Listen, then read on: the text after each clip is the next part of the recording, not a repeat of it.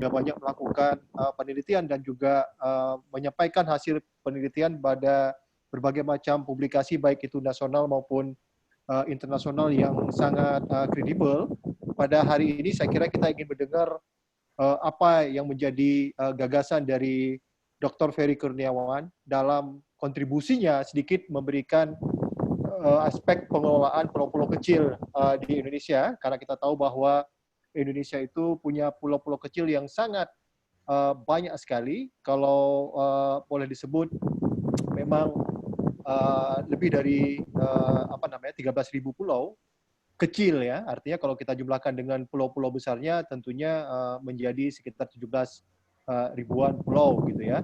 Nah, tentunya rekan-rekan yang hadir pada kesempatan kali ini yang akan kita bahas memang pada sharing pengetahuan untuk pulau-pulau kecil Afrika ini memang khusus pulau-pulau kecil saja, jadi tidak terkait dengan pulau yang memang secara luasan sangat luas dan sangat dependen, dia sangat tidak tergantung dengan keterbatasan yang ada, baik dari aksesibilitas maupun dari karakteristik yang lain begitu ya.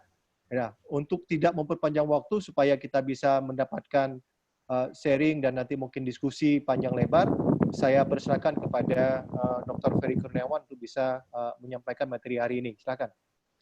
Baik, Pak Dr. Zulham, terima kasih banyak atas kesempatannya ini. Saya sebagai junior Pak Zulham, mahasiswa Pak Zulham, jadi cukup bangga bisa diajak bergabung dalam sharing knowledge di Biotrop terkait dengan tema pulau-pulau kecil di tropis. Nah, dalam kesempatan hari ini, saya akan mencoba untuk memaparkan beberapa hasil temuan penelitian kami. Jadi bukan hanya saya, karena ini juga peran banyak pembimbing, kemudian banyak tim terkait beberapa kasus pembangunan pulau-pulau kecil di Indonesia. Mohon izin saya share screen.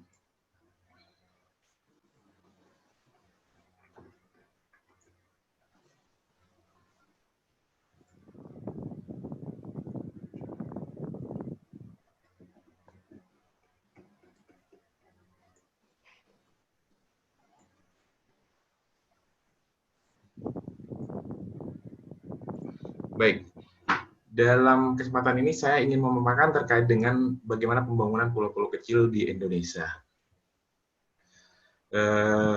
Sedikit merefresh bahwa definisi pulau kecil, karena mungkin audiensnya tidak semua peneliti pulau-pulau kecil atau mungkin memiliki pandangan yang berbeda. Jadi yang dimaksud pulau kecil di sini untuk di Indonesia, dan UNESCO mendefinisikan bahwa pulau yang dengan luas kurang dari 2.000 km persegi. Nah, kalau Les mendefinisikan yang kurang dari 10 km persegi, kalau Brookfield 1.000 km persegi, kalau Dijon 100 km persegi. Meskipun demikian, memang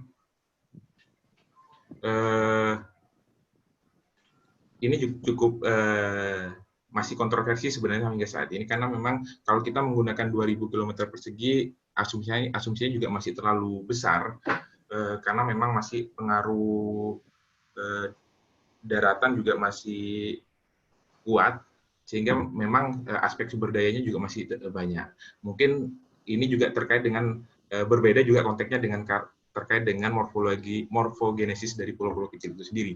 Jika memang itu pulau bentukan dari koral, mungkin ini masih bisa digunakan dasar luasan ini, tapi mungkin kalau pulau-pulau tektonik agak berbeda persepsinya. Tetapi dalam hal ini, di Indonesia sepakat menggunakan bahwa pulau-pulau kecil yang kurang dari 2.000 km persegi.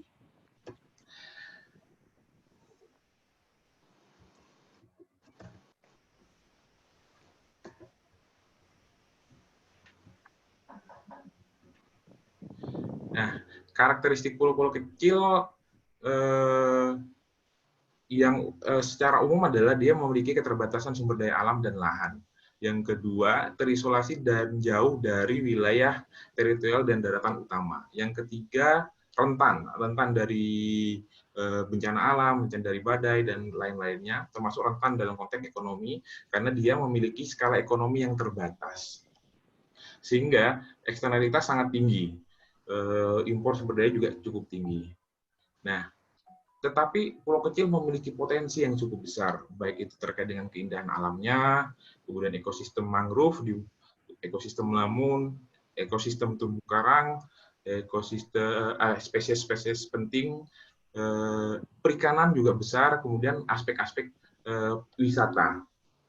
Nah, sehingga jika kita lihat dengan potensi yang ada di Indonesia dengan karakteristik pulau-pulau kecil tersebut lebih banyak mengarahkan pembangunan pulau-pulau kecil itu terkait dengan aspek pemanfaatan jasa ekosistem karena memang cenderung rentan. Nah, yang menjadi pilihan utama saat ini adalah wisata. Karena apa? Memang cukup beralasan kalau wisata ini menjadi pengembangan karena UNWTO mencatat bahwa di negara-negara kepulauan, terutama negara berkembang, itu sekitar 40,83 juta malam kunjungan dan dengan penerimaan 53.418 juta dolar per dolar, sehingga memang cukup beralasan memang kalau wisata menjadi pilihan utama dalam konteks pengembangan pulau-pulau kecil di Indonesia. Jika kita bisa lihat bahwa ini adalah gugus-gugus pulau kecil di Indonesia yang dikembangkan untuk wisata. Kita hingga tahun terakhir ini yang saya tahu dari KKP sudah mendaftarkan sekitar 14.572 pulau dengan kategori 90% pulau tersebut adalah pulau-pulau kecil. Nah, ini adalah gugus-gugus pulau kecil yang dikembangkan untuk pariwisata. Hampir semua gugus wisata pulau-pulau kecil di Indonesia dikembangkan untuk wisata, termasuk jika dia dikembangkan menjadi kawasan konservasi, maka di dalamnya juga aktivitas wisata menjadi pilihan utama di dalam pengembangan ekonomi di masyarakat dan pengelolaannya. Nah, isu yang berkembang hingga saat ini yaitu meningkatnya tekanan dan kerentanan pulau, baik itu dari alam maupun sosial, kemudian perubahan pola sumber daya penghidupan masyarakat dari nelayan dan wisata karena memang arah pembangunannya ke situ, kemudian dilihat secara umum memang pembangunan belum mempertimbangkan integrasi antara darat dan laut, dan yang keempat adalah cenderung pembangunan yang ada cenderung tak terkontrol dan tak terkelola. Yang kelima adalah belum adanya roadmap pembangunan pulau-pulau kecil di Indonesia. Hingga saat ini info yang saya terima masih belum ada hal tersebut. Nah, fakta yang ingin kami tampilkan bahwa saya ambil kasus Gili Matra. Ini adalah profil pulaunya, ada 3 pulau dengan segenap pembangunan lahannya dan alokasi ruangnya.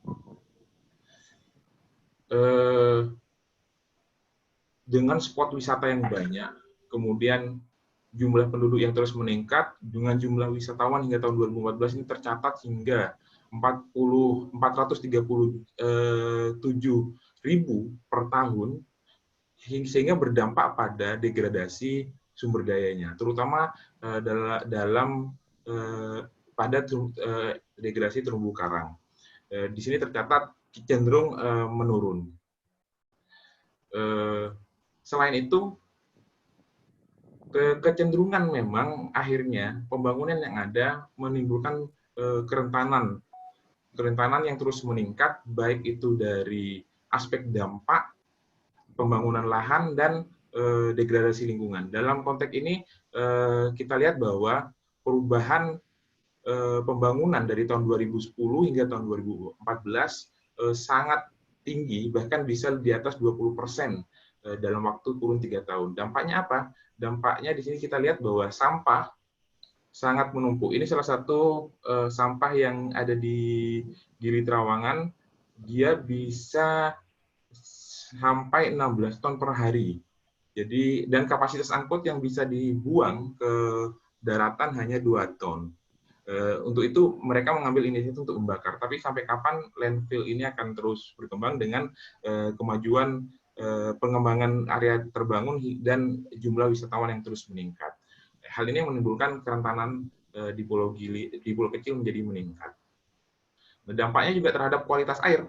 bisa kita lihat bahwa indeks kualitas air di perairan pesisir sangat bahkan bisa dikatakan sangat buruk, terutama pada saat musim-musim peak season. Kita lihat skenario yang sudah data yang sudah dianalisis bahwa pada saat low season terlihat kualitas air cenderung lebih baik. Sedangkan pada saat peak season, beberapa sampling kami ambil di tahun 2013 dan tahun 2018, biasanya peak season itu sekitar Agustus, September, di situ, itu menunjukkan bahwa tingkat kualitas air di perairan Gili Matra ini buruk. Artinya memang wisata memberikan dampak yang kurang baik terhadap kualitas perairan. Nah, aspek konsumsi juga, sehingga karena memang dalam tanda kutip bahwa wisatawan itu cenderung rakus dari masyarakat lokal, akhirnya konsumsinya menjadi meningkat. Di Gili Matra kami mencatat 13.000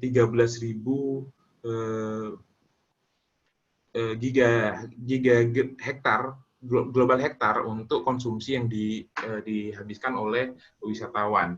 Begitu juga di Pulau Tidung, studi kami, wisatawan mampu menghabiskan sekitar 10 giga hektar per orang, sedangkan harusnya adalah 1 global hektar. Hal ini menunjukkan bahwa tidak ada keseimbangan antara ekologi dan daya dukung, sehingga menimbulkan overshoot terhadap konsumsi sumber daya. Baik itu dalam konteks produksi lahan, hutan, dan lain-lainnya. Terlebih memang ada pergantian dari perubahan mata pencaharian atau sumber penghidupan dari masyarakat nelayan menjadi pemandu wisata, pelaku-pelaku wisata, baik itu guest house, kemudian guide, dan lain-lainnya. Nah, ini di dalam konteks pemenuhan sumber daya juga menimbulkan dampak bahwa pulau-pulau kecil yang dikembangkan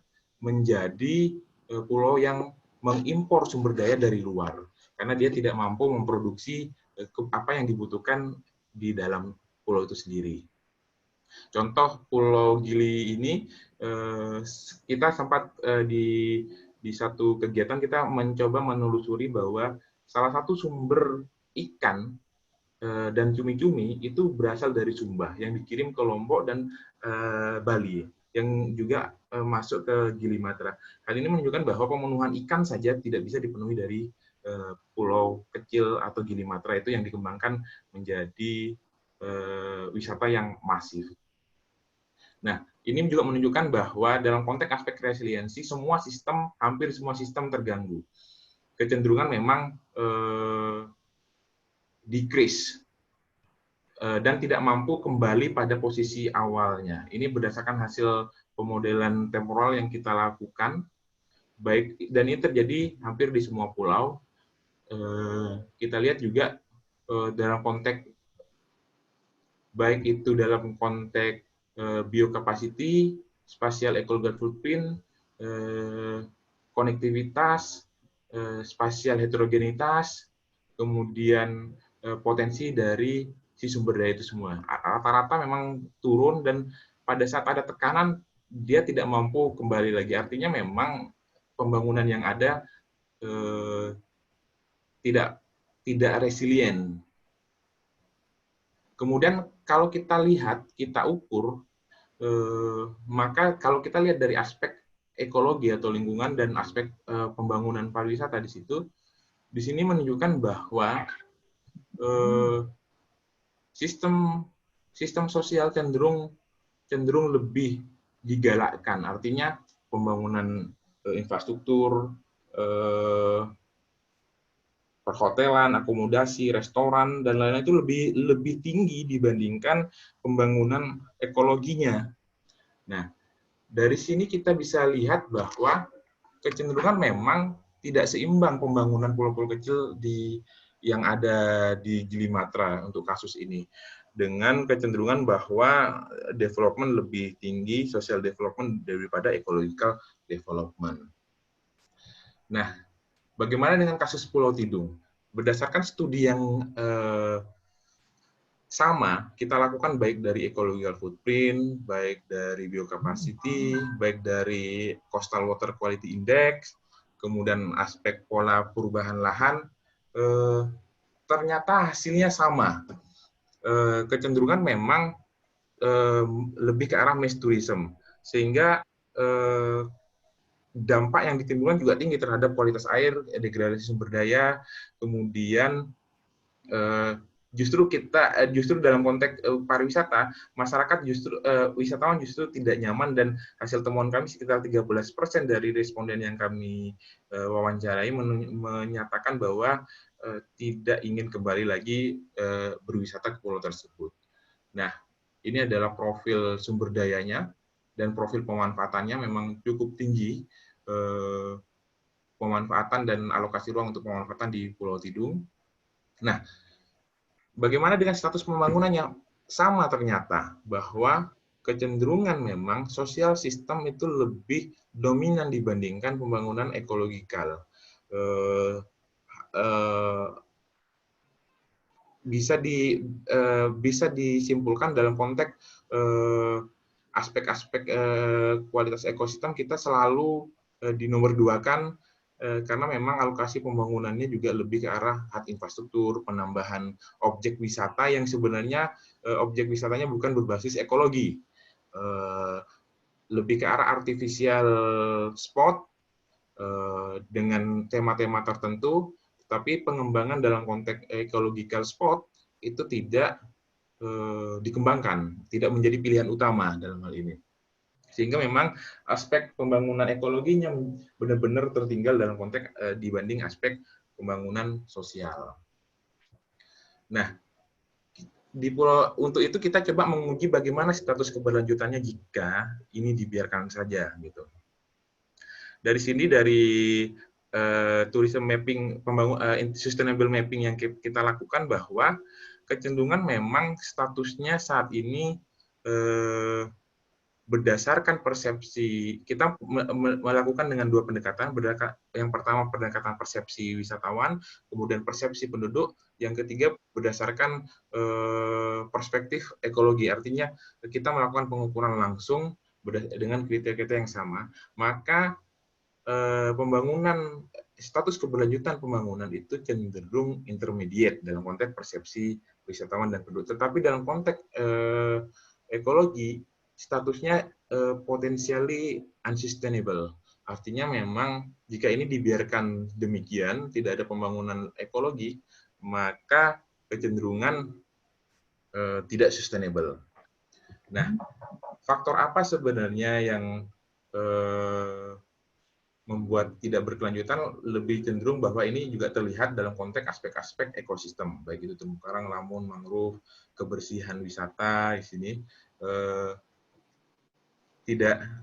Beberapa temuan dari studi tim kami memang kecenderungan bisa dalam 1 meter persegi itu ditemukan hampir 2 makro debris di pantai. Nah, ini akan berdampak tersendiri gitu terhadap kenyamanan wisatawan, kenyamanan masyarakat, dan kesehatan pulau. Dan kebersihan ini juga sampai, hasil temuan kami sampai ke ekosistem lamun, bahkan mungkin terumbu karang. Di situ, kemudian di sisi lain kita mencoba melakukan pemodelan dengan kita mengadopsi model dari Cassandra dengan 3 komponen utama, yaitu tourism, environment, sama capital. Berdasarkan hasil pemodelan, kita bisa lihat di sini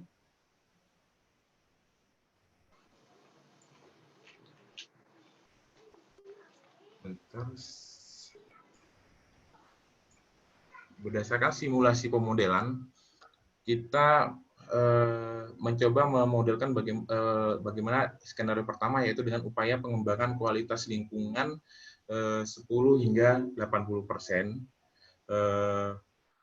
Bagaimana, apa yang terjadi dari model yang kita kembangkan. Di sini dapat dilihat bahwa dengan kita melakukan upaya-upaya perbaikan lingkungan dan rehabilitasi, di sini kita lihat bahwa semakin besar upaya perbaikan lingkungan, maka kualitas lingkungan semakin meningkat. Kemudian jumlah wisatawan semakin meningkat. Yang ketiga adalah pengembangan objek wisata semakin meningkat. Artinya, dengan melakukan upaya-upaya perbaikan lingkungan saja, ini ekstrimnya adalah kita hanya melakukan perbaikan lingkungan tanpa melakukan pengembangan infrastruktur atau kapitalnya. Dengan secara ekstrim kita lakukan hanya berfokus pada lingkungan saja, bukan hanya lingkungan saja yang meningkat, ternyata jumlah wisatawan juga makin meningkat dan objek-objek wisata juga semakin meningkat. Kemudian kita lihat dengan skenario kedua.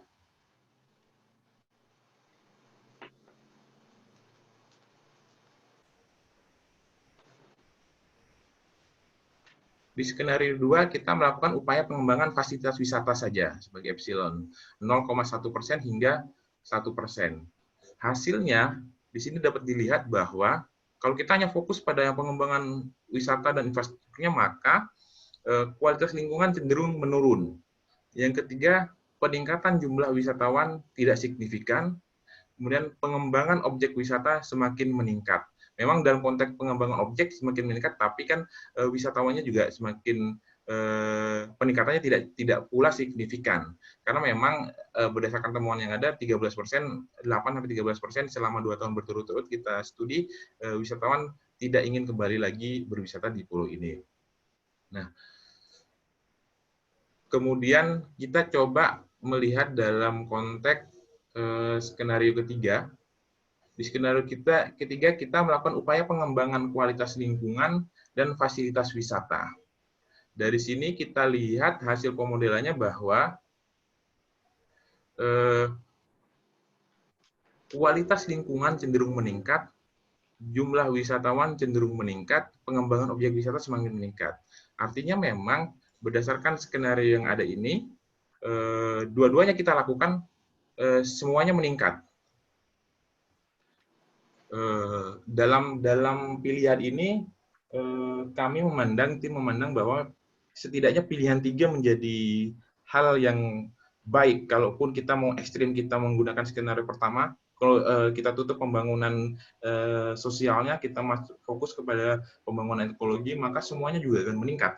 Tetapi memang nanti akhirnya apakah aspek-aspek ekonomi wilayah itu juga meningkat. Nah, itu kembali atau tidak sesuai harapan dari pemerintah daerah, itu juga kembali pada arah pembangunan dari daerah sendiri. Tetapi dengan skenario 3, tidak hanya upaya lingkungan yang ditingkatkan, tapi juga upaya pembangunan sosial juga ditingkatkan, semuanya cenderung meningkat dan semuanya cenderung baik-baik saja, terutama terkait dengan aspek ekologi. Nah, ini gambaran yang tadi saya sampaikan di video tadi. Berdasarkan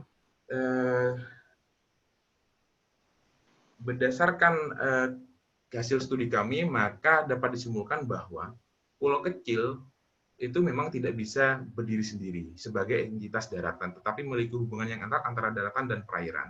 Yang kita lihat bahwa tidak ada kebijakan di negara kita, kecenderung kebijakan memang berdiri sendiri. Daratan berdiri sendiri, perairan berdiri sendiri, termasuk terkait dengan aspek pengelolaan dari pulau kecil. Padahal kalau kita lihat dari definisi pulau, pulau adalah daratan yang muncul di perairan secara alami, gitu. Jadi memang tidak bisa lepas antara air dan darat. Nah, di dalam konteks kebijakan ada rezim Undang-Undang 26, ada terkait yang mengatur daratan, ada rezim Undang-Undang 27 yang terkait dengan pengaturan perairan. Nah, sebaiknya sih untuk kasus pulau kecil ini tidak bisa berdiri sendiri, pulau darat-darat, air-air, karena memang dalam pembangunan. Ferry bisa ditampilkan slide-nya biar lebih jelas. Kembali ke slide. Mohon maaf.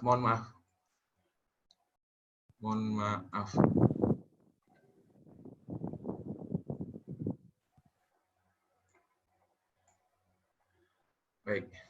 Nah, kesimpulan yang kami ambil bahwa memang sebaiknya memang untuk kasus pulau itu tidak bisa berdiri di sini antara daratan dan perairan, harus ada keduanya harus disentuh dan diperhatikan masing-masing. Karena dari hasil temuan ini dampak yang dilakukan pembangunan di daratan langsung berdampak pada perairan.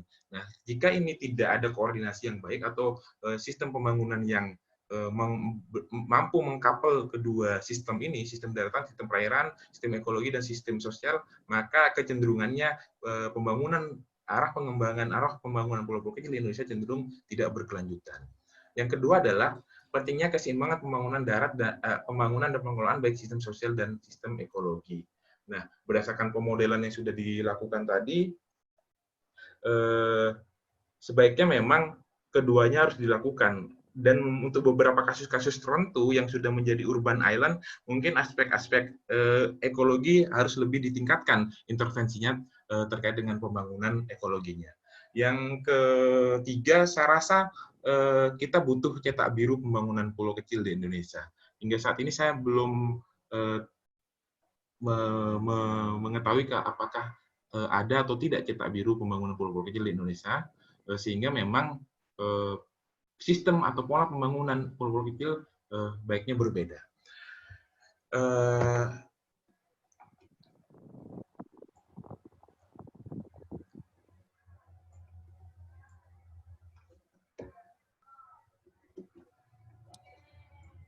Agak error, mohon maaf.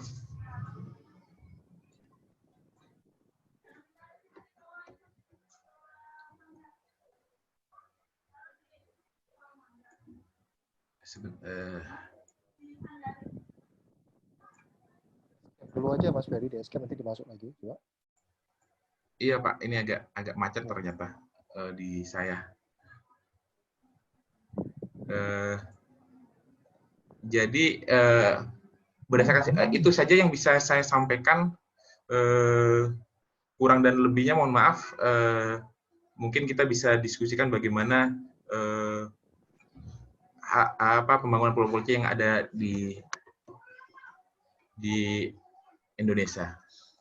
Itu Pak Zulham, Pak Dr. Zulham yang bisa saya sampaikan. Saya kira apa yang disampaikan oleh Dr. Ferry Kurniawan sangat menarik ya, dalam konteks kita melihat bagaimana kita harus membangun seharusnya pulau-pulau kecil di Indonesia yang memang berada di wilayah tropika gitu ya.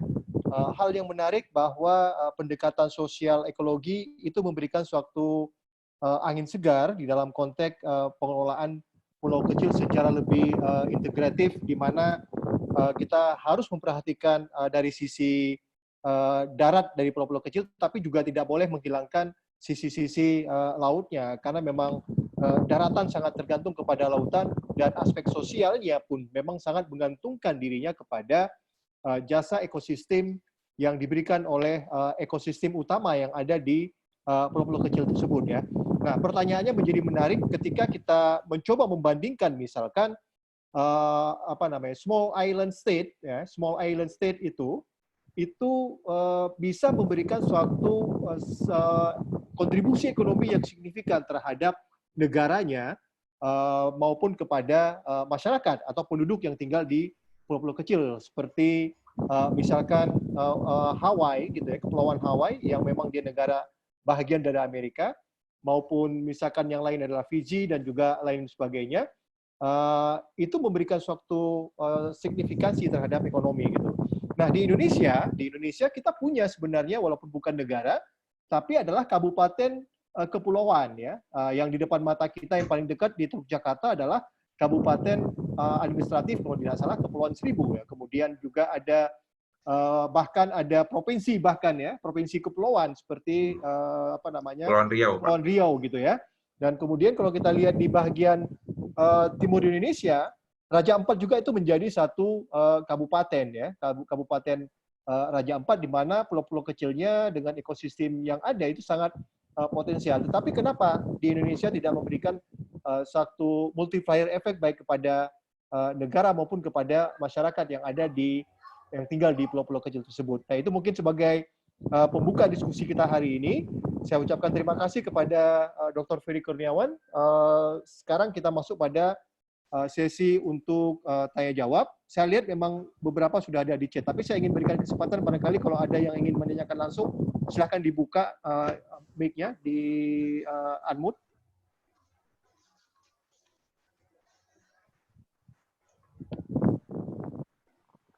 Mungkin teman-teman, apakah ada? Sebenarnya juga bisa disampaikan lewat di kolom Q&A ya, itu karena mungkin belum terbiasa, jadi kita jarang menggunakan itu, biasanya langsung menggunakan di chat gitu.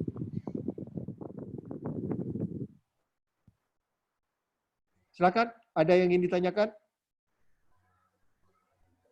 Ini kajiannya sangat komprehensif ya. Berdasarkan kajian komprehensif ini kemudian coba ditarik kepada hal-hal yang sifatnya general di dalam mengelola pulau-pulau kecil yang memang yang diteliti, yang dikaji memang pulau-pulau kecil yang berpenduduk ya, baik itu di Gili Matra yang terdiri dari 3 pulau kecil yang terkenal, yaitu Gili Air, kemudian Menu dan Trawangan, kemudian Pulau Tidung itu juga adalah pulau yang berpenduduk gitu, sehingga kita bisa melihat interaksi ya antara sisi sosial dan sisi ekologi yang disebut di dalam konteks kajian ini adalah social ecological system gitu ya. Kemudian sisi lain yang bisa dilihat bahwa pulau kecil itu secara vulnerability itu memang sangat tinggi kerentanannya. Namun secara resiliensi dia relatif rendah. Nah, itu juga mungkin bagi rekan-rekan yang memang secara saintifik memahami konsep ini, kenapa vulnerability-nya itu dia relatif rendah.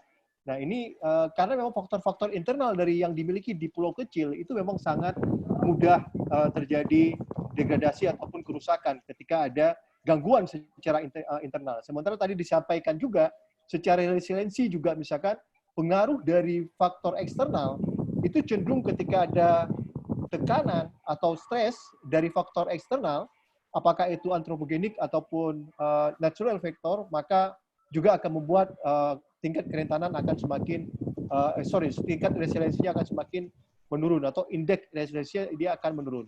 Baik, saya buka, apa ada yang pertanyaan? Itu ada raise hand, Pak, rasanya.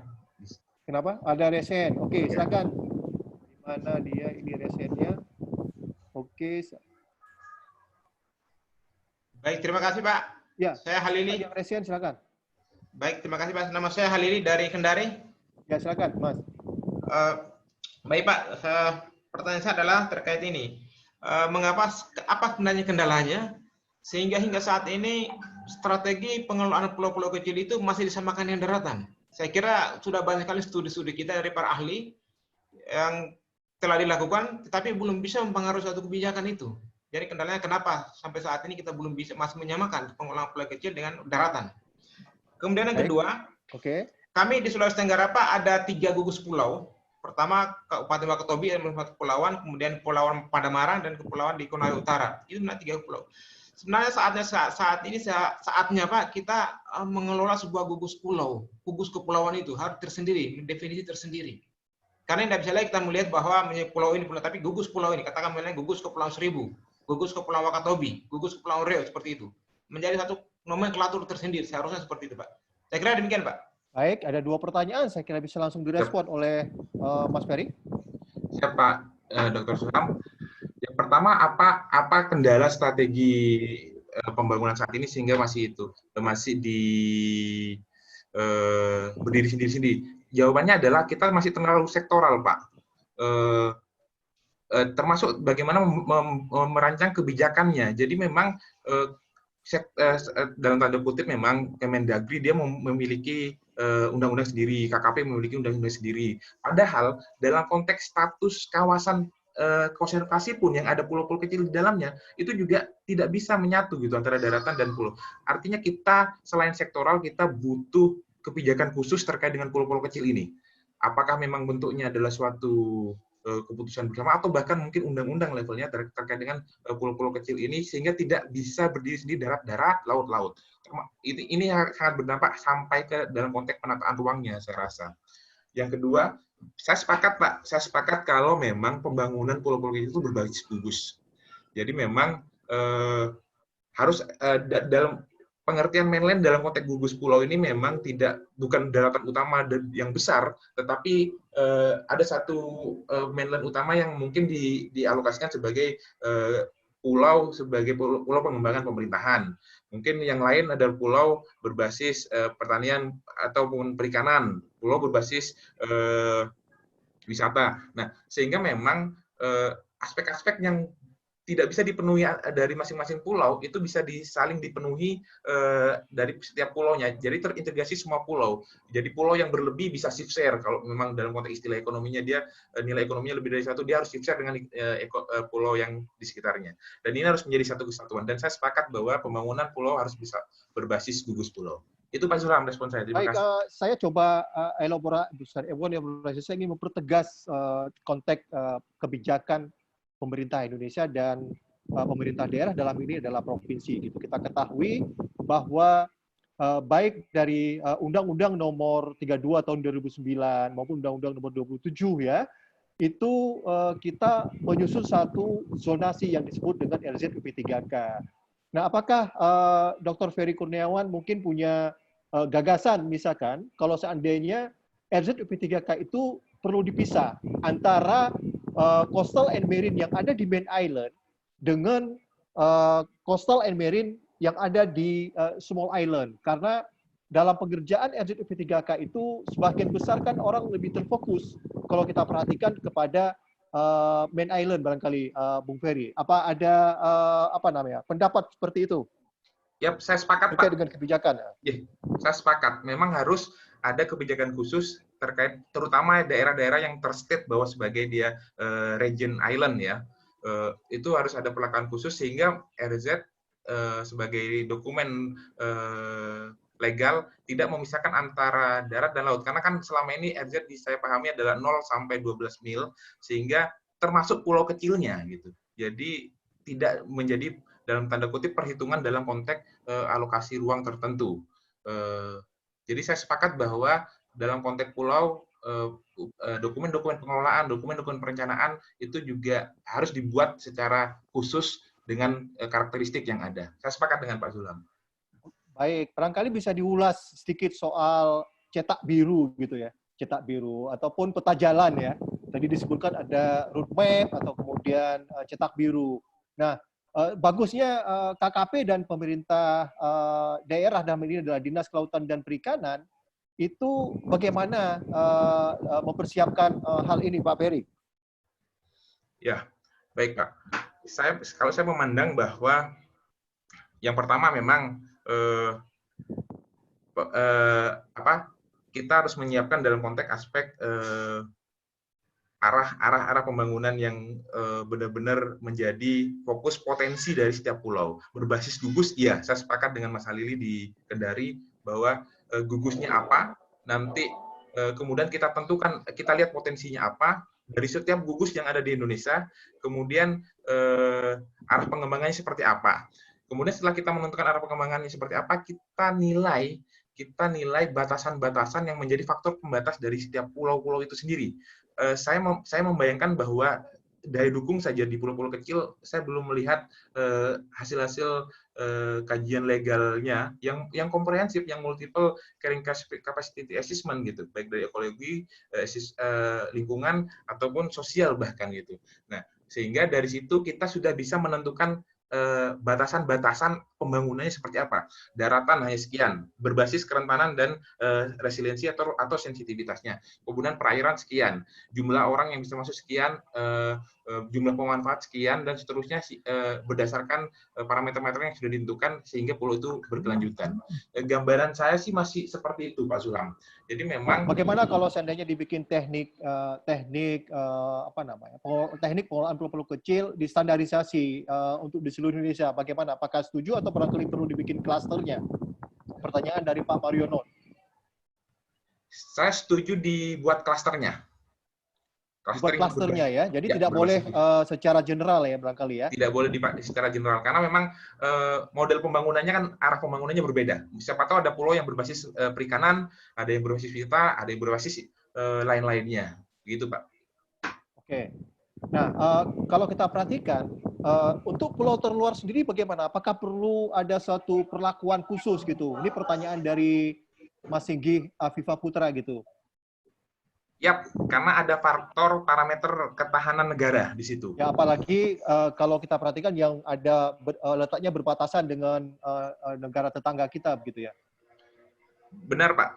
Jadi ada faktor lain yaitu faktor pertahanan nasional. Jadi itu sebaiknya berbeda intervensinya. Jadi kalau saya sarankan memang ada terutama yang sangat dekat seperti Natuna, kemudian daerah Batam di Kepulauan Riau gitu, dan di sekitar di Biak di atas itu dengan negara lain, itu memang baiknya faktor pertahanan keamanan itu menjadi prioritas utama di dalam prioritas pembangunan yang ada di pulau tersebut.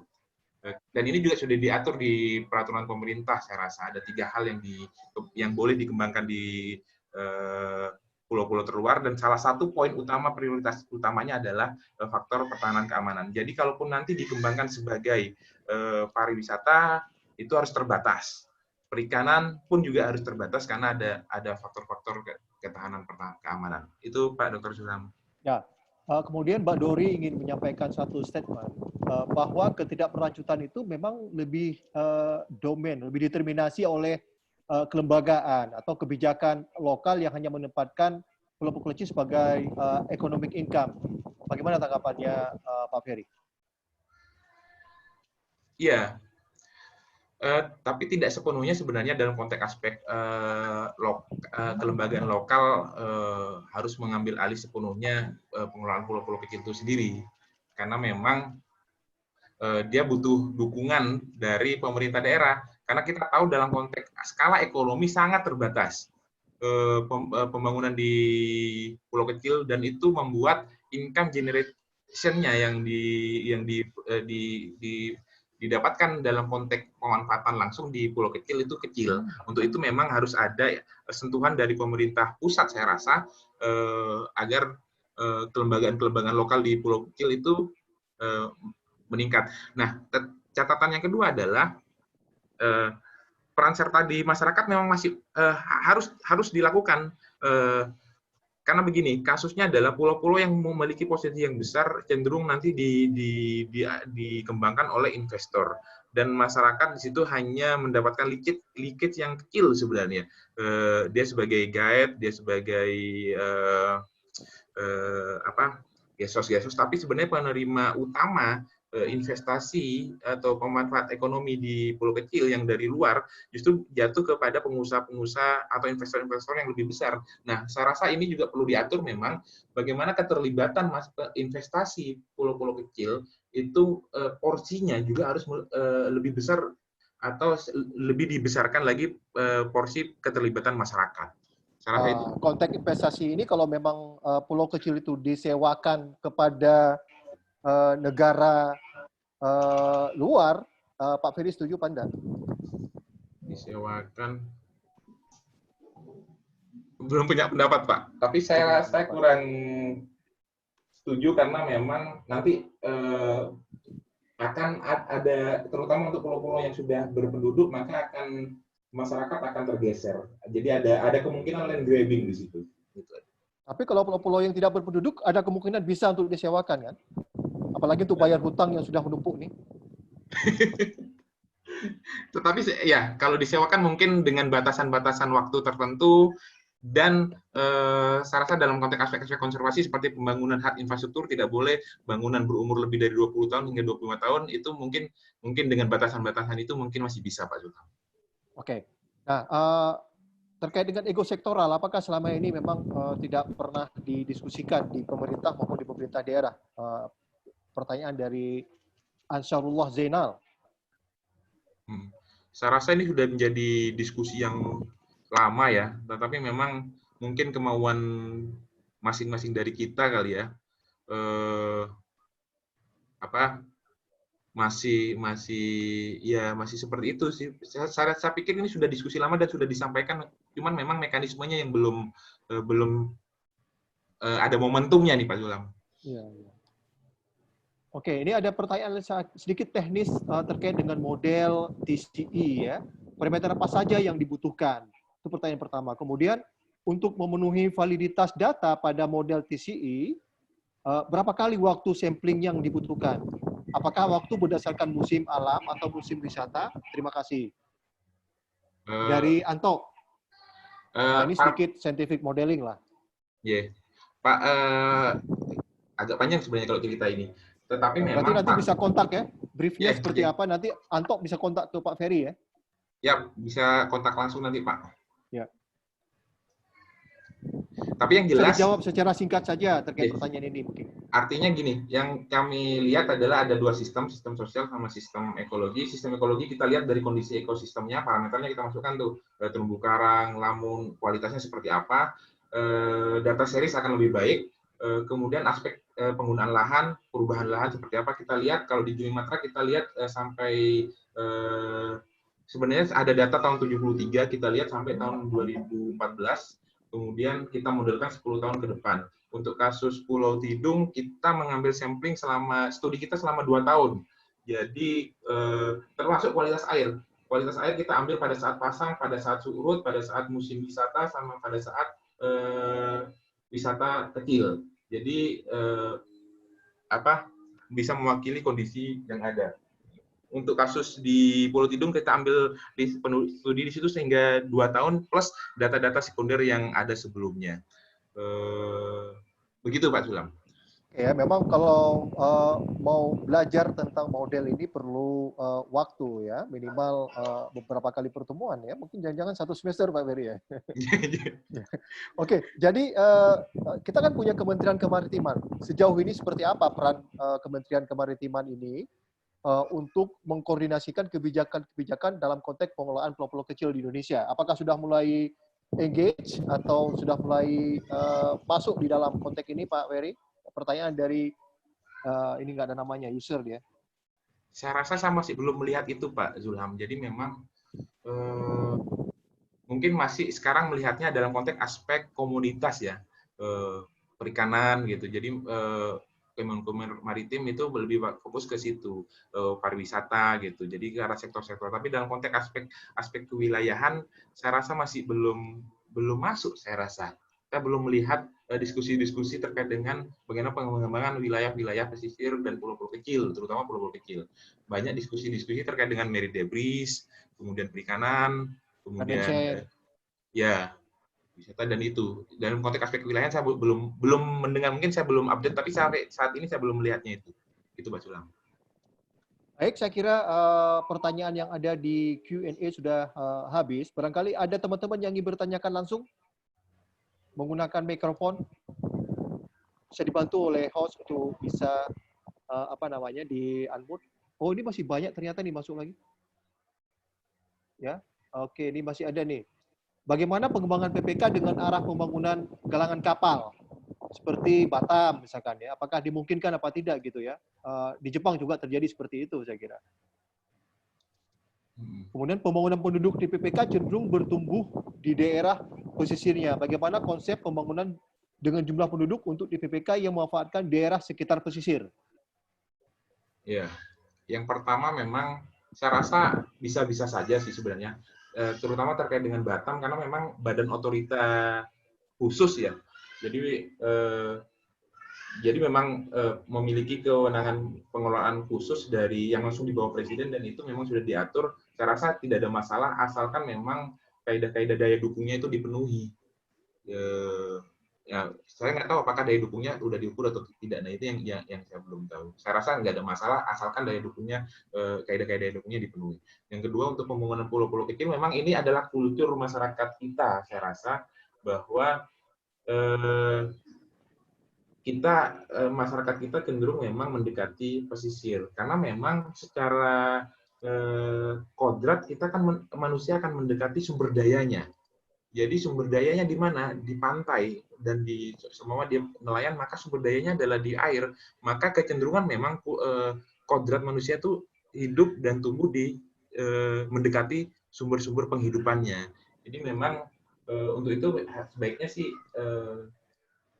hal-hal semacam ini, saya rasa aturannya sudah ada, tapi penerapannya yang belum tegas. Saya rasa. Tapi saya rasa bisa kalau semua masyarakat itu diarahkan tinggal di tengah-tengah daratan yang justru sumber air tawarnya lebih besar. Itu Pak Zulam. Betul ya. Jadi memang sebagai informasi sampai saat ini kita sudah ada membagi wilayah coastal and marine kita menjadi 18 ecoregion ya. Nah, 18 ecoregion itu baru berisikan data-data dasar ya, data-data dasar. Jadi tidak seperti yang di darat yang sudah punya perhitungan carrying capacity, tapi untuk di coastal laut dan apalagi di daerah kepulauan itu belum ada perhitungan untuk carrying capacity. Jadi ini merupakan satu peluang buat rekan-rekan yang mungkin menekuni untuk pengelolaan pulau kecil untuk bisa membantu pemerintah untuk melakukan riset-riset ke arah sana begitu ya. Nah, ini pertanyaan dari Ica dari Medan ya. Ini pesertanya ternyata di seluruh Indonesia saya lihat ya, ada dari Kendari, Medan dan lain sebagainya ya. Nah, apakah pengelolaan dan pembangunan pulau-pulau kecil akan meningkatkan anggaran pendapatan daerah dan sumber daya manusia? Ya. Nah, jika iya, mengapa pemerintah daerah maupun pusat belum fokus pada hal tersebut? Nah, ini mungkin barangkali bisa dijelaskan Dr. Ferry Kurniawan barangkali dalam sisi pandang pengelolaan pesisir atau dari sisi pandang orang fisheries management. Silakan. Ya, benar. Untuk beberapa, terutama untuk daerah-daerah yang remote ya, remoteness, itu kecenderungan memang tidak ada intervensi secara khusus terhadap pembangunan pulau kecil itu karena memang kita nggak punya arah pengembangan yang fokus di dalam konteks pulau kecil. Selama ini yang saya tahu adalah pembangunan pulau kecil itu natural. Artinya gini, dia punya potensi, kemudian ada contoh di daerah saya sendiri di Sumeneb. Ada publikasi saya di Google juga sudah saya sampaikan, sudah ada gitu bahwa pengembangan pulau-pulau kecil itu cenderung tidak ada intervensi. Itu cenderung karena sifatnya gini, di era sekarang ada orang yang ke sana bagus, kemudian diupload foto, kemudian wah menarik, banyak wisatawan datang di situ, setelah rame, bahkan tidak ada yang kontrol ya, euforianya tinggi, karangnya rusak, baru nanti pemerintah hadir. Nah, artinya memang saya melihat memang tidak ada fokus pemerintah itu mengembangkan pulau-pulau kecilnya gitu dalam konteks potensi itu, dan cenderung memang sporadis jadinya. Kalau ada peluangnya ada maka dikembangkan, kalau tidak ada tidak dikembangkan gitu. Dan by nature gitu. Itu yang saya lihat begitu gitu. Meskipun memang dan dilihatnya adalah begini. Kita mengembangkan pulau itu tetapi apa yang kita dapatkan, karena memang untuk pulau-pulau yang baru belum berkembang maka modal pembangunannya cukup tinggi, terutama dalam konteks aspek infrastruktur dan transportasi. Nah, itu pasti menjadi pertanyaan lagi tuh, berapa yang didapatkan dari investasi yang dikembangkan gitu. Nah, itu yang sedangkan sektor-sektor penghitungan ekonomi pembangunan di suatu wilayah itu belum mencakup sektor perikanan sendiri. Itu jadi satu sektor ekonomi gitu, sehingga tidak terlihat tuh sebenarnya seberapa besar sih kontribusi pulau-pulau kecil dan kelautan itu terhadap sektor ekonomi daerah. Jadi memang saya rasa masih belum terlihat saja. Kalau terlihat dan memang kelihatan nilai ekonomi, maka akan dibangun tuh pulau-pulau kecil. Karena memang permasalahan kita sampai saat ini di dalam konteks penilaian ekonomi wilayah, kelautan dan perikanan kan bukan menjadi sektor sendiri, jadi masih bergabung dalam sektor pertanian atau bahkan kehutanan. Itu Pak Zulang. Baik, jadi oke ya. Ada beberapa pertanyaan yang lain lagi ya. Memang misalkan Kendari, Sulawesi Tengah dia punya 700-an pulau ya. Tetapi kalau kita perhatikan, setiap jumlah pulau di masing-masing provinsi, itu ada perbedaan jumlah tuh antara hasil riset KKP dengan Depdagri itu. Apakah ada aspek politis soal ini? Dan apakah perlu dilanjutkan perlu nggak kerjasama antar perguruan tinggi di dalam konteks pengelolaan pulau-pulau kecil ke depan? Benar, terkait dengan data memang kita masih jadi masalah bersama nih Pak Zulam. Jadi memang data kita terkait dengan pulau-pulau kecil itu masih minim dan memang cenderung berbeda. Nah, tetapi dalam konteks aspek fisik pulau dengan teknologi remote sensing yang sudah makin canggih, saya rasa sangat memungkinkan sebenarnya kita menghitung jumlah pulau yang ada. Nah, tetapi data kita hanya sampai ke pulau, lokasi koordinat, sama nama pulaunya sendiri, nama dan sejarah. Bahkan ada banyak pulau yang masih belum punya nama. Tapi dengan potensi-potensi yang ada, terumbu karang, mangrove, itu masih belum ada saya rasa. Tapi mungkin dengan teknologi penginderaan jauh yang saat ini berkembang, saya rasa harusnya kita bisa memulai untuk melakukan bagaimana mengidentifikasi potensi-potensi kita yang ada gitu. Itu Pak Zulham. Ya, ini masih muncul juga beberapa pertanyaan soal tidak terlalu memperhatikan pengelolaan dari sisi ekologinya gitu ya, baik itu di Kepulauan Seribu maupun di beberapa kabupaten kepulauan yang lain. Nah, ini sebenarnya apakah ada hubungannya dengan kebijakan atau memang bahwa pemerintah daerah yang punya pulau-pulau ini lebih cenderung ingin memanfaatkan anggarannya itu untuk memperlihatkan bahwa di pulau tersebut sudah terjadi pembangunan fisik gitu. Bagaimana Pak Ferry? Nah, kemungkinan kecenderungan begitu, Pak. Jadi memang kalau pembangunan ekologi itu kan tidak terlihat ya. Artinya pun juga evaluasinya juga susah gitu, baik dari manfaat sama ekonominya. Jadi memang kecenderungan pembangunan itu lebih ke arah-arah yang infrastruktur, hard infrastruktur yang terlihat. Saya rasa saya sepakat dengan Pak Zulham. Oke ya.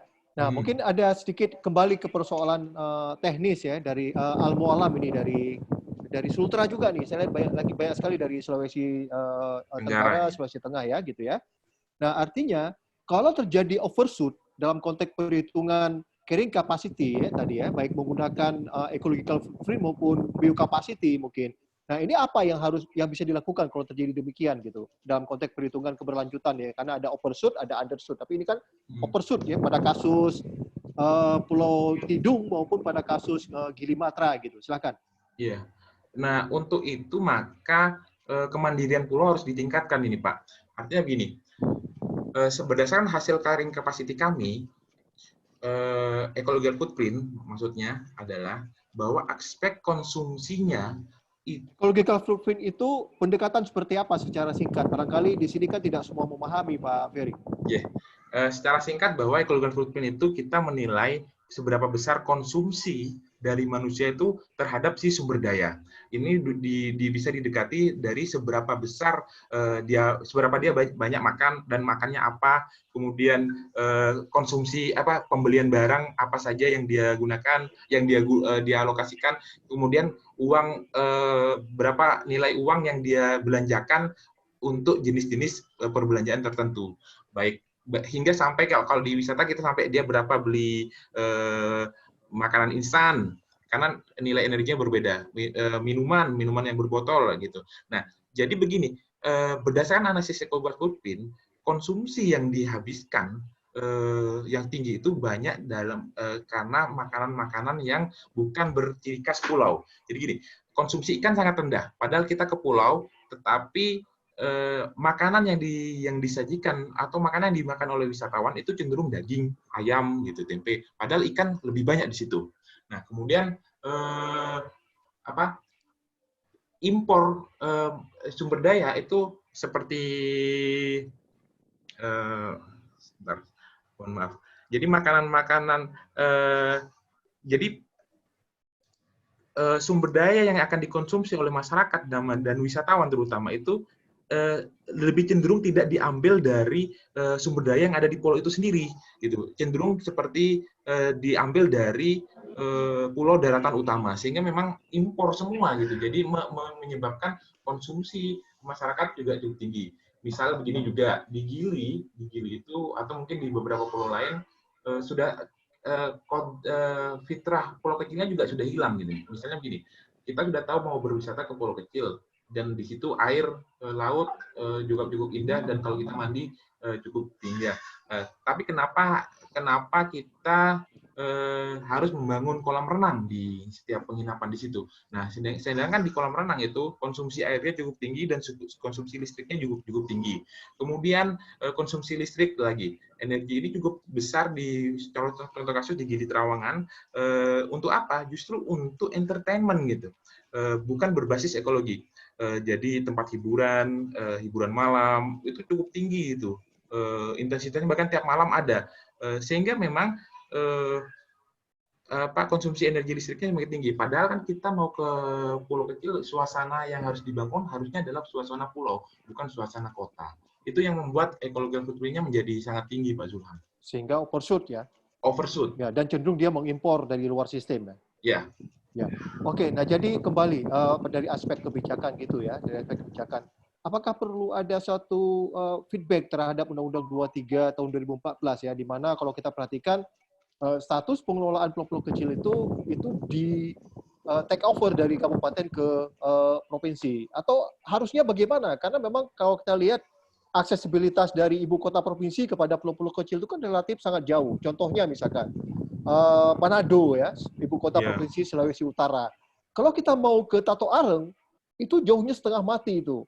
Nah, sementara di sana pulau-pulau kecilnya sangat berpotensi juga, baik untuk basis perikanan maupun untuk wisata serta konservasi begitu. Nah, itu gimana bagusnya? Rekan-rekan boleh berpendapat, kasih masukan tertulis juga ya. Ini mungkin nanti bisa menjadi bahan ketika mungkin kita bisa menuliskan satu policy brief ya kepada KKP yang menggawangi ataupun Depdagri yang menggawangi soal Undang-Undang 23 2014 misalkan.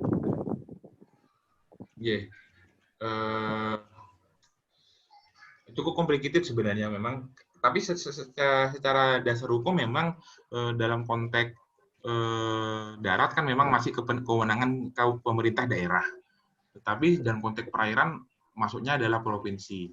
Mungkin mekanisme-mekanisme untuk pulau-pulau yang jauh ya, selain memang berbasis gugus, itu mungkin hendaknya pemerintah provinsi juga mulai percaya sih, harusnya mulai percaya dengan pemerintah kabupaten dan menyerahkan, masih ada peluang terkait dengan penyerahan kewenangan, mungkin dalam konteks perbantuan pengelolaan gitu. Nah, itu masih ada peluangnya kalau memang pulau-pulau itu ada standar jaraknya, kalau nggak salah jarak dari ibu kota provinsi itu minimal 80 km. Nah, kalau udah lebih dari 80 km itu bisa diperbantukan ke kabupaten. Saya rasa provinsi juga harus mulai. Ada ide nggak Pak Ferry terkait dengan kondisi saat ini? Kita ketahui kan sedang adanya pandemi COVID-19 begitu ya, COVID-19 kan.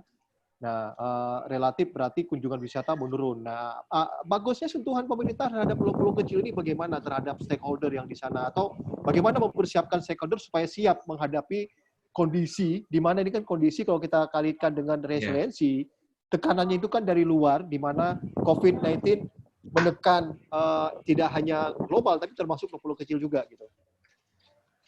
Teman-teman juga boleh berpendapat ya, artinya boleh menuliskan, karena ini tidak hanya terkait dengan sharing dari narasumber ataupun dari moderator, tapi juga bisa dari teman-teman partisipan yang hadir pada hari ini gitu ya, supaya memperkaya kita nanti ya di dalam, baik di dalam chat maupun dalam Q&A ya. Sebenarnya saya belum. Tadi dari alumni SPL yang bertanya itu. Sebenarnya saya Irfan ya. Belum punya statement yang hipotesis yang kuat terkait dengan pertanyaan tersebut, Pak Zulham. Tetapi saya hanya berpikir bahwa kalau lokalitasnya itu diperkuat, kemandirian pulaunya itu diperkuat, saya rasa masyarakat pulau-pulau kecil itu bisa tahan nih dengan pandemik yang seperti ini. Karena memang selama ini kalau terutama di pulau-pulau wisata kan tergantungnya sangat tinggi sama pendapatan dari uang yang dibawa oleh wisatawan. Saya rasa dengan penguatan lokalitas bahwa ini momentum bahwa untuk menguatkan lokalitas pulau itu sendiri. Sumber dayanya apa, ya sudah, hidup dengan sumber daya yang ada di pulau itu. Apakah itu ikan gitu kan. Jadi perlu sebagai bahan renungan ya? Iya, sebagai bahan renungan. Ya, maksud saya adalah ini menarik itu, nih, saran dari Brother Imanda ya, bahwa sebagusnya indikator pembangunan pulau kecil jangan hanya menonjolkan gross domestic product-nya ya, tetapi juga mungkin perlu ditampilkan sisi yang lain. Ada ide nggak kira-kira aspek apa yang perlu ditampilkan dari sisi lingkungan itu menjadi sebuah indikator melihat bahwa pulau-pulau kecil itu sudah dikelola dengan baik atau tidak begitu. Bagaimana Pak Ferry? Benar Pak. Yang pertama mungkin kembali ke dalam konteks kebijakan tadi Pak. Jadi memang harus ada kebijakan yang dengan menggabungkan dua sektor tersebut. Karena memang aspek lingkungannya lebih cenderung kan kalau darat pasti akan menilai hanya darat saja nih di rezim-rezim darat. Tapi di rezim air maka yang dinilai hanya air saja. Nah ini sedangkan memang untuk pendapatan atau domestic growth itu dilihatnya dari aspek wilayah darat sebenarnya. Nah, saya rasa harus masuk tuh indikator aspek lainnya ya, di samping menonjolkan GDP saja ya. Nah, dari sisi policy lagi, kalau kita perhatikan ya, nah RZUP3K itu kan berupa dokumen rencana ya. Di dalam konteks dokumen perencanaan kita ketahui saat ini kita mengenal dengan istilah KRP, kebijakan, rencana, dan program. RZ itu adalah R-nya, rencana gitu kan. Dan itu berbentuk dokumen spasial ya, dokumen spasial planning gitu ya. Nah, tetapi kan kalau roadmap itu kan lebih yang sifatnya adalah perpaduan mungkin non spasial dan spasial gitu. Nah, apakah dimungkinkan bahwa roadmap ini dimasukkan ke dalam RZUP3K? Atau memang karena ini belum ada ya gitu ya? Iya. Roadmap pulau-pulau kecil belum ada kan? Belum Pak. Saya belum sampai saat ini belum. Atau master plan-nya belum ada gitu kan? Saya belum baca itu. Belum ada ya? Nah, Pak. Kalau mau sih masih ada di dalam konteks dokumen hierarki kan setelah dokumen RZ itu ada RA, rencana aksi. Mungkin bisa dalam konteks kalaupun mau dielaborasikan dalam rencana aksi pengelolaan pulau-pulau kecil dan laut. Itu mungkin gambaran saya. Kalau memang tidak mau membuat dokumen kajian sendiri, bisa dimasukkan turunan dokumen hierarki selanjutnya. Yang mungkin tetapi ngerjain RZUP3K udah semaput itu. Ya, benar. Ya. Sampai dengan saat ini baru sekitar 70% yang selesai RZUP3K. Mereka beralasan karena dibebani dengan harusnya ada KLHS gitu kan.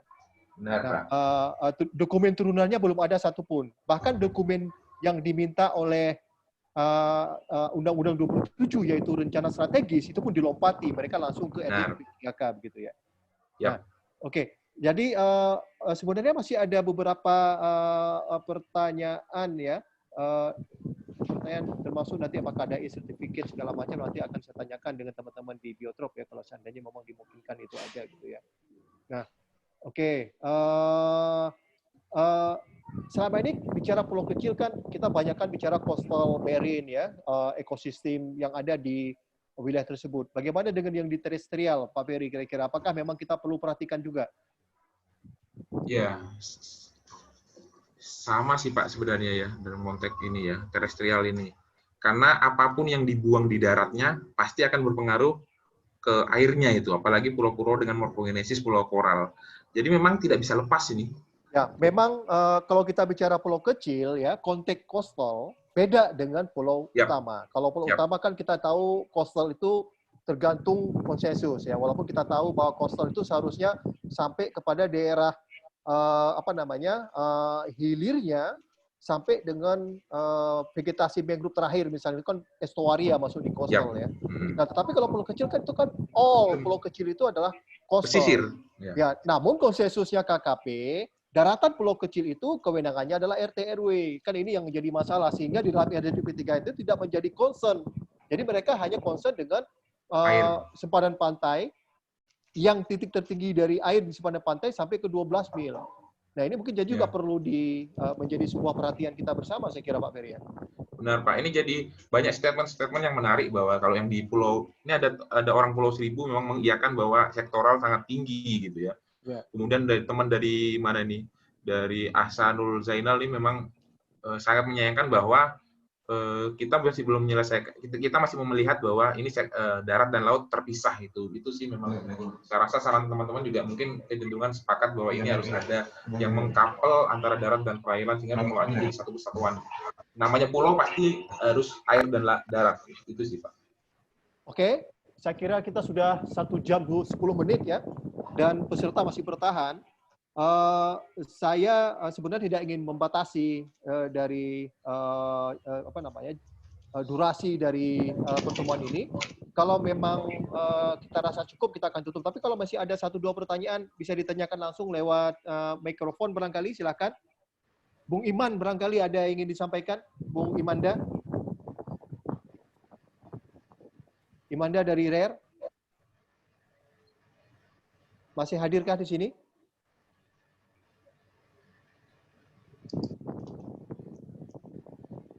Kalau tidak ada, kita akan tutup forum pada hari ini. Insya Allah kita akan lanjutkan minggu depan ya. Minggu depan kita masih ada satu sharing pengetahuan lagi. Mudah-mudahan teman-teman yang hadir pada hari ini juga bisa mengikuti jika ada waktu. Dan saya akan evaluasi apakah nanti setelah Lebaran kita akan coba tampilkan dengan materi-materi yang lebih spesifik atau materi yang lebih sifatnya ke arah ke kebijakan dengan narasumber. Tentunya kita akan minta teman-teman yang selama ini biasa bermain di dunia kebijakan begitu ya. Nah, kalau ini sebenarnya kan kita banyak berbicara dalam konteks lebih ke aspek scientific dan technical, bagaimana melakukan sebuah kegiatan riset di pulau-pulau kecil ya. Dari beberapa materi yang sudah kita sampaikan ini memperkaya bahwa ternyata pulau-pulau kecil itu sangat menarik ya. Artinya walaupun kecil, small, tapi beautiful dia ya. Tapi kalau beautiful tidak kita jaga, maka dia tidak akan menjadi cantik lagi ya. Sebagai sebuah sumber daya yang bisa dikelola baik untuk kepentingan ekonomi maupun untuk kepentingan sosial. Tetapi jangan dilupakan bahwa perlu ada keseimbangan dalam konteks kepentingan ekosistem. Karena biasanya kalau ekosistemnya tidak berlanjut, maka siap-siap kita sebagai human dari sisi sosial kita pun tidak akan berlanjut ya. Siap-siap ketika misalkan ketika Pantura Jawa tidak berlanjut dengan sumber daya ikannya, maka Pak Ferry yang ada di daerah Sumeneb sana, khususnya yang ada di Arjasa ya, itu siap-siap didatangi oleh teman-teman yang memang nelayan-nelayan dari Pantura Jawa untuk menangkap ikan di daerah Muara Karas dan juga Masa Lembu di sana. Mereka siap untuk tinggal selama 3 bulan di pulau-pulau kecil yang ada di daerah Madura sana. Nah, begitu juga mungkin di daerah yang lain kita lihat Lombok sendiri nelayannya nangkap cumi-cumi pun sudah menuju ke Sumba misalkan gitu kan. Nah, itu akan terjadi seperti begitu migrasi manusia. Dia akan menuju pada daerah-daerah yang relatif ekosistemnya masih bagus, sumber daya alamnya juga masih bagus. Saya kira itu bukan sebuah kesimpulan, hanya sebuah statement saja. Kesimpulan silakan diambil masing-masing. Kalau tidak ada lagi, kita tutup saja ya. Sepakat kita tutup ya. Satu lagi Pak Zulam ingin saya sampaikan bahwa silakan. Dalam konteks pembangunan pulau kecil, terutama wisata ini, saatnya kita sudah karena ya seperti apa yang disampaikan Pak Zulam bahwa pulau kecil itu kan indah, cantik, maka kan harganya mahal ya. Artinya ya semakin cantik maka semakin mahal. Asumsi saya, pendapat saya adalah kita sudah waktunya untuk menangkap kakap sudah tidak menangkap teri lagi. Jadi indikator kesuksesan pembangunan pulau kecil terutama untuk wisata itu bukan jumlah wisatawan lagi, tapi lebih ke arah kualitas wisatawan, termasuk berapa sih nilai ekonomi yang diterima. Kita mungkin bisa, kalau kita bisa nangkap satu wisatawan yang nilainya 1 juta, kenapa kita harus menangkap 100 wisatawan yang nilainya 100.000 gitu kan? Saya pikir kita harus bisa menilai seberapa berharganya pulau-pulau kecil kita sehingga layak untuk dihargai mahal. Jadi bukan jumlah kunjungan wisatawan atau jumlah orang yang berkunjung lagi menjadi indikator kesuksesan pembangunan, tapi ke arah kualitas kunjungan seperti ekonomi dan kualitas ekologi. Itu saja Pak Zulam pesan terakhir. Di Sumba itu kalau ingin di satu daerah masuk ke satu resort wisata itu harga 1 malam 25 juta tuh Pak Ferry. Benar Pak. Jadi benar. Memang relatif mahal ya. Apalagi kalau mau ke Sangalaki di mana di situ banyak penyunya menjadi kawasan konservasi itu juga mahal saya kira ya. Benar Pak. Jadi memang perlu dirubah paradigmnya ya. Paradigmanya itu dari yang tadinya adalah mass tourism menjadi ekoturism ya. Nah, benar, sehingga juga dirubah paradigmanya ikan yang tadinya harusnya dimakan sebanyak-banyaknya memang betul ikan-ikan tertentu, tetapi ikan-ikan yang ada di terumbu karang itu tidak dihabisi, sehingga itu menjadi sebuah aset secara culture services kalau kita lihat dalam konsep ecosystem services begitu ya. Baik, saya kira kalau tidak ada lagi dan juga memang sudah cukup lumayan lama juga 1 jam 15 menit. Walaupun kita masih betah untuk bertemu, mudah-mudahan kita bisa ketemu nanti di minggu berikutnya pada jam yang sama ya, mudah-mudahan. Kita tutup ya, terima kasih sekali lagi teman-teman. Saya lihat banyak sekali yang ikut hari ini, lebih dari 100 orang ya. Mudah-mudahan forum ini bermanfaat buat rekan-rekan semua. Saya akhiri, bila taufiq wal hidayah. Assalamualaikum warahmatullahi wabarakatuh. Waalaikumsalam warahmatullahi wabarakatuh. Terima kasih Pak Sulam, terima kasih Terima kasih Pak Beri ya.